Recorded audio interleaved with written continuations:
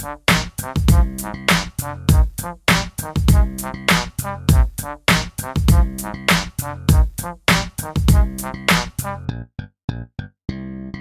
last 5 minutes is quite the literal title. It begins at the last 5 minutes of this epic RPG, wherein our 4 heroes are about to face off against the Dark Lord. Only trouble is, the main character, Flashback, is corrupted by the fog, making him forget the entire journey, which puts his team at a disadvantage since he can't pull off his finishing move. The game then phases back to the very beginning, wherein you play a chapter, go back to the present where a few seconds pass by, and so forth. It's the epitome of starting a game at the end and then flashing back, except that it continues to flash back and forth.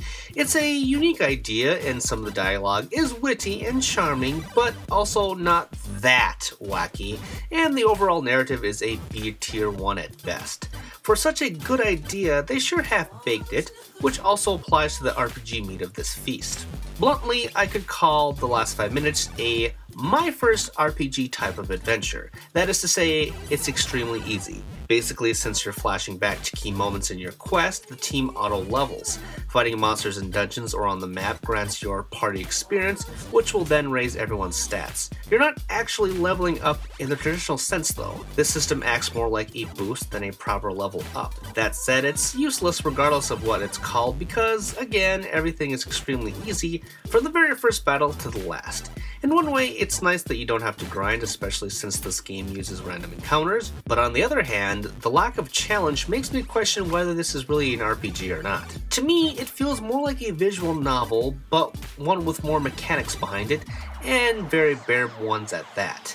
You don't even have to buy items or new equipment, it's that lax. As disappointing as the battles are, I found joy in seeing each new creation thrown my way. The enemies feel like they're ripped from Earthbound, from a samurai cat wielding fish blades, to an anthropomorphic keg of wine. That's where the pixel art and accompanying music really shine. Even the dialogue feels like it's trying to imitate Earthbound, but again, it just doesn't go all the way with it. The last 5 minutes is a novel idea that's only half baked. There are a lot of interesting choices made for this non-conventional adventure, but doing so made the game boring due to a cliche story and an easy battle system. The monsters, music, and overall art design is phenomenal though, and I say that having played tons of retro-style games in the past. In terms of an aesthetic, it nails what it's going for in that department at least.